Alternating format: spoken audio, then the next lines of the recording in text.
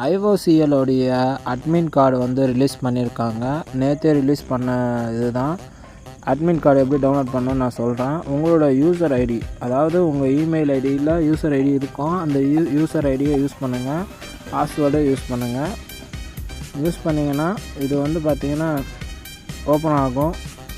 Captcha கோடு வந்து கீழே கொடுத்துக்கோங்க. சேம் அதே மாதிரி இருக்கணும். கொடுத்துட்டு லாகின் கொடுத்துக்கோங்க.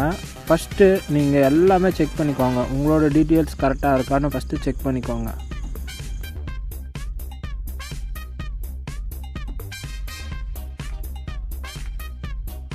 இப்போது அட்மின் கார்டுன்னு மேலே இருக்கும் பாருங்கள். அட்மின் கார்டு கிளிக் பண்ணிங்கன்னா உங்களுடைய இது வந்து ஓப்பன் ஆகிடும். அட்மின் கார்டு டவுன்லோடுன்னு கீழே ஒரு அம்புக்குறி போட்டிருக்கோம் பாருங்கள். அதை கொடுத்துட்டு நீங்கள் டவுன்லோட் பண்ணிக்கோங்க.